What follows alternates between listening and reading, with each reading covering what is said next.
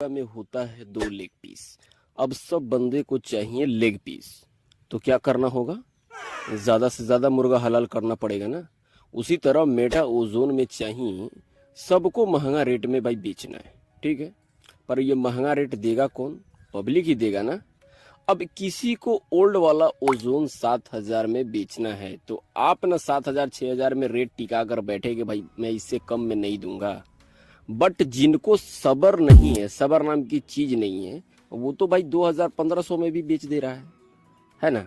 और हम इंडिया वाले हैं, किसी भी चीज में है ना सबर कहाँ होती है। अब भाई जिनके अपलाइन बेस्ट थे वो तो बता दे रहे थे ना कि आपने टीम को कब खरीदना है और कब बेचना है, क्योंकि जब एक्सचेंज बंद था ना मेटा ओजोन का तो भाई तो माय डियर फ्रेंड्स, मैं बता दूं कि अब जल्द ही ये जो पुराना वाला क्वाइन है इसका रेट अप होगा, यानी अब रेट फिक्स है कि बढ़ना है। अब वो कैसे बताता हूँ, क्योंकि जो हमारा 2.0 में जो हम लोग आईडी लगाते हैं ना, तो जो ये ओल्ड वाला क्वाइन को न्यू वाले क्वाइन में कन्वर्ट करते हैं तो ये हमारा क्वाइन जल जाता है, समझ रहे हैं? यानी जल जाता है बोले तो बर्न हो जाता है, क्योंकि अभी यहाँ पे 70% आने का भी झंझट नहीं है। ओल्ड वाला में तो 70% आता था तो उसको भी लोग ले जा करके बेचते थे ना, लेकिन यहाँ पे आपका 70% आएगा नहीं।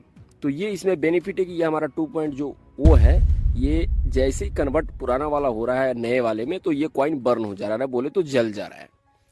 तो 1.0 का स्टेकिंग भी अब बंद कर दिया गया है, तो इससे कॉइन की शॉर्टिंग होगी। तो अब हमारा 2.0 का डिमांड बढ़ेगा, क्योंकि सारा गेम डिमांड और सप्लाई का होता है, समझे मेरे दोस्त। क्योंकि जो 1.0 का सप्लाई बहुत ज्यादा है और डिमांड उसका कम है, इसीलिए तो रेट डाउन है ना।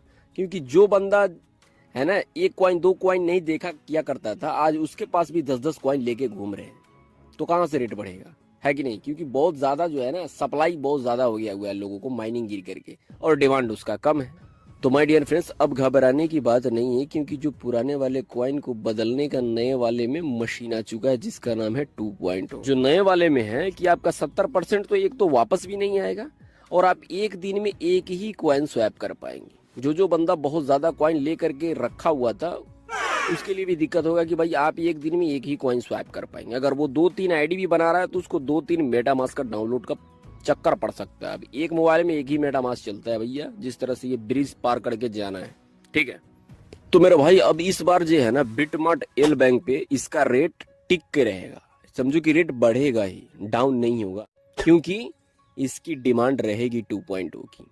पुराने वाले में रेट डाउन होने का कारण यही था कि एक तो 70% रिटर्न आता था, और दूसरी बात जो है कि लोग उसको मैनिपुलेट करते थे। लेकिन इस बार इसमें नहीं है, इसमें पूरा डाटा सिस्टम के पास रहेगा ऑलरेडी।